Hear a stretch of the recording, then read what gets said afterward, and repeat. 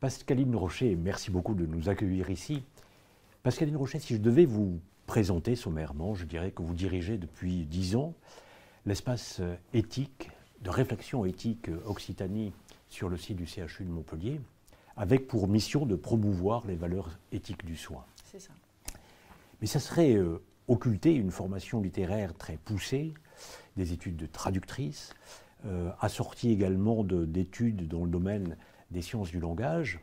Or, ces deux domaines, la littérature, les sciences du langage, vous ont sensibilisé très tôt au pouvoir des mots et à l'efficacité des récits qui jalonnent et finalement façonnent nos existences, parfois totalement à notre insu. Et ces deux domaines d'ailleurs, littérature, sciences du langage, vous ont conduite à faire des études de biographe et vous êtes maintenant biographe hospitalière. Alors, malheureusement, vous ne pourrez pas être des nôtres lors de ce colloque de l'Académie des sciences et lettres de Montpellier dévolu aux soins. Mais votre voix doit y être entendue, et ceci explique l'enregistrement de ce jour. Elle doit y être entendue parce qu'elle est porteuse de choses très importantes, très intéressantes sur les récits de soins, qui sont en fait des récits des patients, on pourrait dire des récits de soi, dévolus pour certains à l'entourage des patients, pour d'autres, dévolus aux soignants. Lorsque ces récits sont destinés à l'entourage, eh bien on parle de biographie hospitalière. Lorsque ces récits sont destinés aux soignants, on parlera de médecine narrative. Alors, commençons, si vous le voulez bien, par la biographie hospitalière. Comment la définiriez-vous ? Alors, c'est une démarche relativement nouvelle, expérimentée il y a une quinzaine d'années, dans les établissements de soins ou à domicile, qui permet à des personnes gravement malades de faire leur récit de vie, de raconter leur histoire à un biographe professionnel pour qu'il en fasse un livre, généralement à remettre à ses proches, qui sont désignés par lui. Elle consiste surtout en un besoin de transmission, ce qui est particulièrement crucial pour une personne en fin de vie et à une époque où on est beaucoup dans la dématérialisation. Donc on se demande ce qui va rester, ce qu'on va pouvoir garder de la personne, pour quelle trace elle va laisser. Et je pense que la personne malade se le demande. Donc il faut sauver de l'oubli et lui laisser livrer sa vérité, raconter son histoire et ce qui a fait la saveur de sa vie. Finalement, donner du sens à sa vie. Du sens et une cohérence qui n'est pas forcément présente, parce que quand on vit les événements, on est un petit peu dans l'éparpillement. Et là, on va pouvoir, par cette puissance extraordinaire du récit, faire passer des choses de manière, j'allais dire, in extremis. Oui. Voilà. Et la puissance de la transmission écrite est une manière de lutter contre la maladie et la mort. Et en pratique, comment ça se passe, une séance de biographie hospitalière ? C'est une série d'entretiens qu'on mène en tête-à-tête avec le patient, au rythme qui lui convient et pendant la durée qui lui convient aussi en fonction de son état de santé et de ce qu'il a livré. À l'issue de chaque entretien, ça suppose quelques heures d'écriture et on lui soumet le résultat du récit qu'on est en train d'élaborer pour avoir son approbation. Et ensuite, on accompagne le patient jusqu'à l'édition d'un livre, d'un bel objet pour lui remettre et remettre aux proches à qui il le destine. Voilà. Un trésor pour l'entourage. Oui. Alors pourquoi n'est-ce pas plus connu, n'est-ce pas plus répandu dans les structures hospitalières ? Alors, c'est reconnu, mais peu connu. Oui. C'est-à-dire que dans les établissements où ça existe, c'est-à-dire, oui, une quarantaine à peu près, il y a une reconnaissance des vertus de la biographie hospitalière par les soignants. Simplement, le postulat de base est que la gratuité pour tous les patients.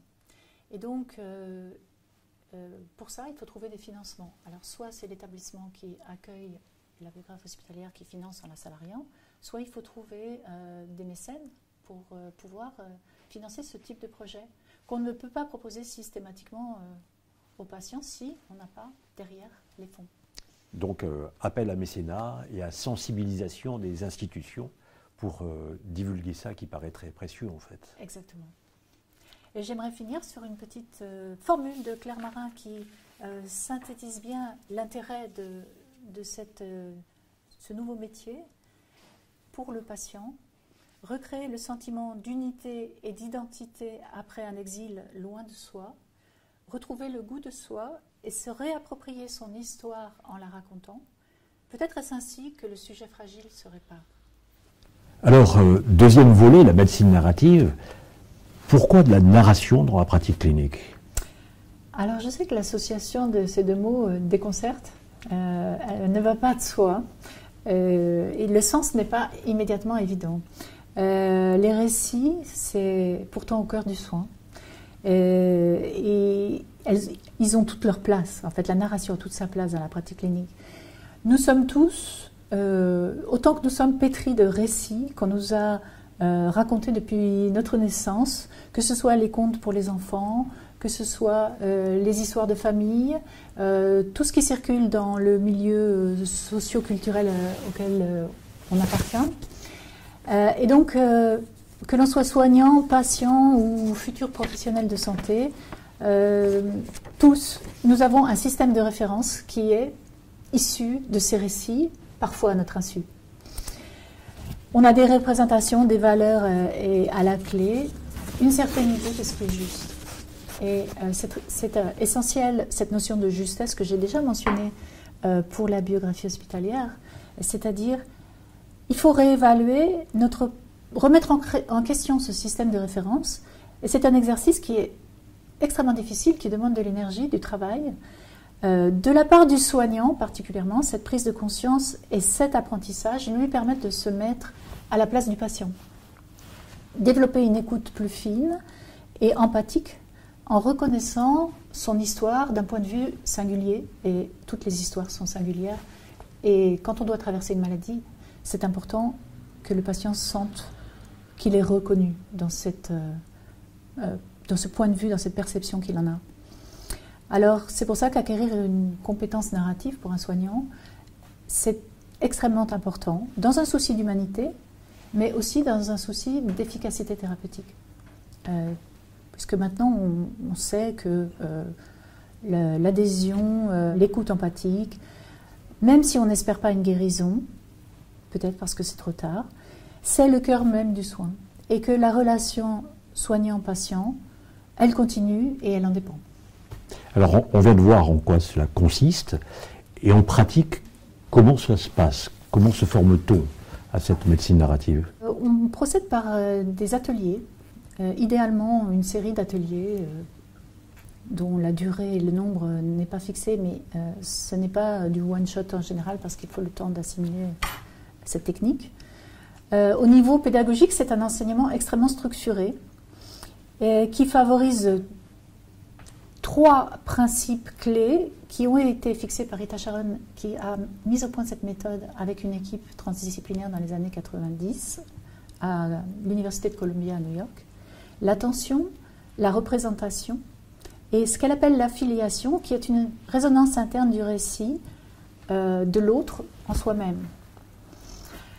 Alors, une séance type d'atelier se déroule en 3 temps.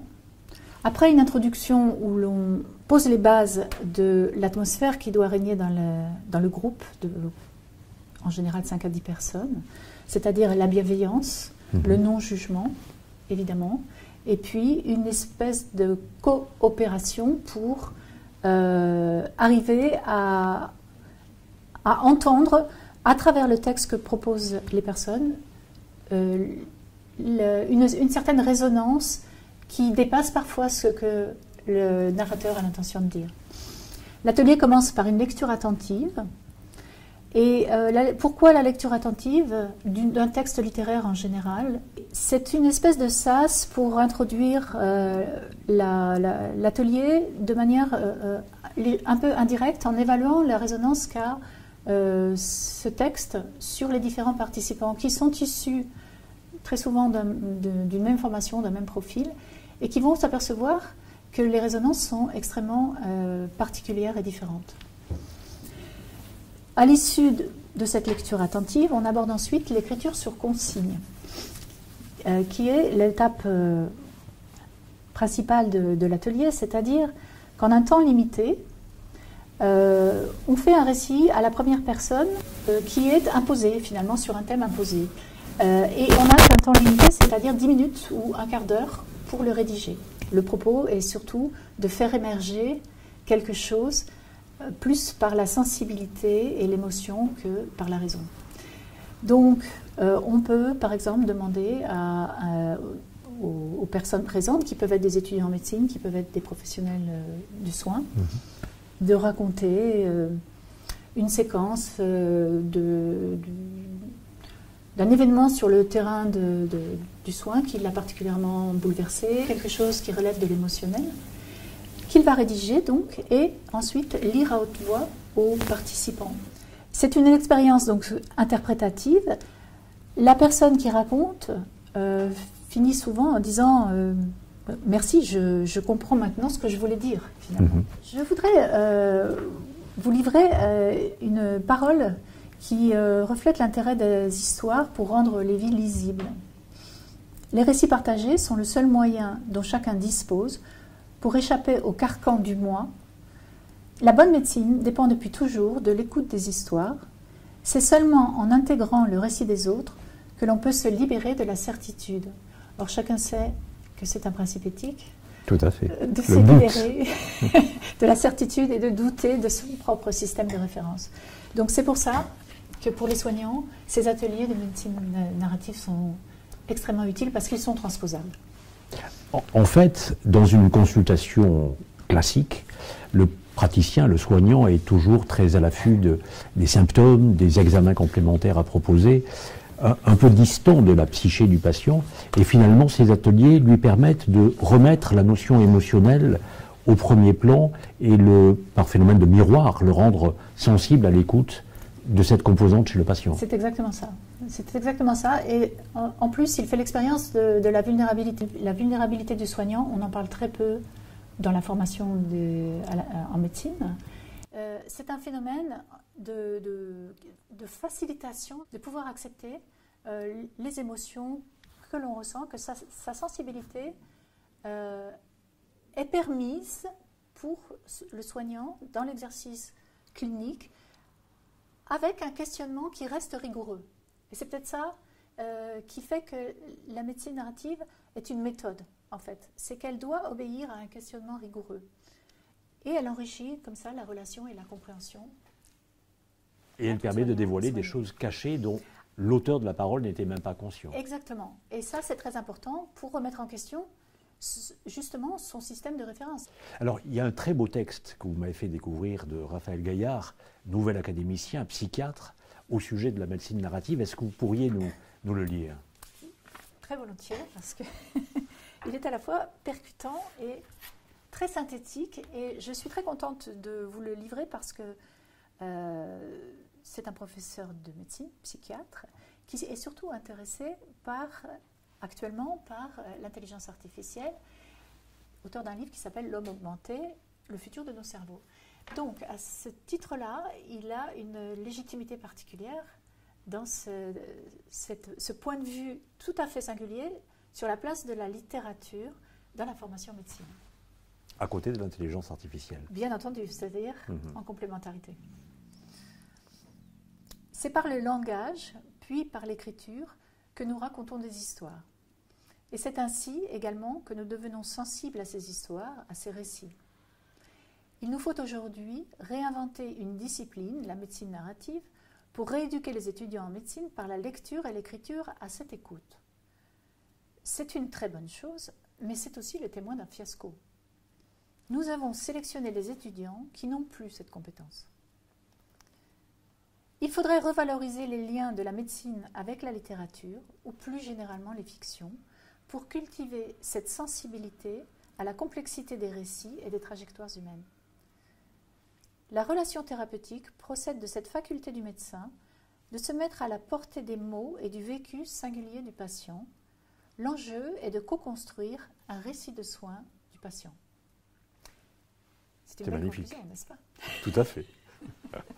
Merci beaucoup. Je vous en prie.